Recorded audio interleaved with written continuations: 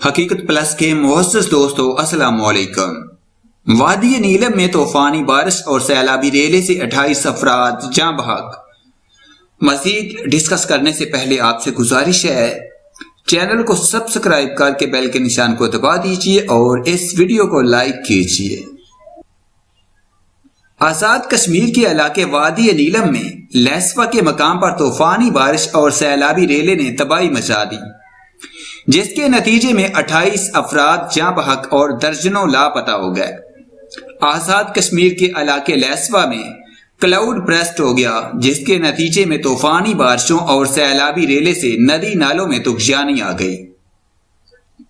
علاقے میں مواصلاتی نظام درم بھرم ہو گیا اور موبائل فون انٹرنیٹ سروس معطل ہو گئی۔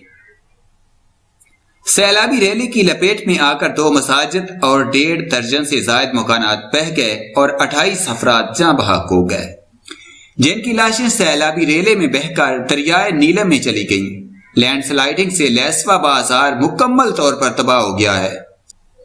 مقامی انتظامیہ اور state disaster management authority SDMA کے ڈائریکٹر آپریشن سعید الرحمان قریشی نے تصدیق کی ہے کہ سیلابی ریلے میں 28 لوگ جاں بحق جبکہ خواتین اور بچوں سمیت درجنوں لاپتہ ہو گئے، جن کی تلاش کا کام جاری ہے۔ جاں بحق ہونے والوں میں تبلیغی جماعت کے 10 ارکان شامل ہیں۔ 4 افراد کا تعلق لاہور، 5 کا فیصل آباد اور 1 کا شیخو پورہ سے ہے۔ سعید الرحمان قریشی نے مزید کہا کہ کئی گھروں پر آسمانی بجلی گری اور کلاؤڈ برسٹ ہوا۔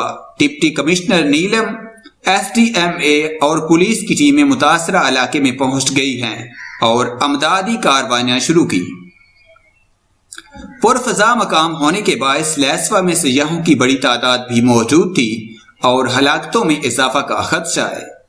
انتظامیہ نے مظفر آباد میں ایمرجنسی کنٹرول روم قائم کر دیا ہے، جس کا نمبر 058-219-21643 ہے۔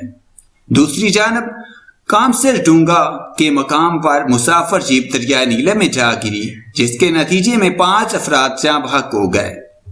جیپ میں ایک بچی سمیت 6 افراد سوار تھے۔ مقامی پولیس کے مطابق حادثے میں ایک شخص شدید زخمی ہو گیا، جسے طبی امداد کے لیے اسپتال منتقل کر دیا گیا ہے۔ ادھر نوسیری کے مقام پر لکڑیاں پکڑتے ہوئے 2 خواتین سمیت مزید 5 افراد دریائے نیلم میں بہہ گئے۔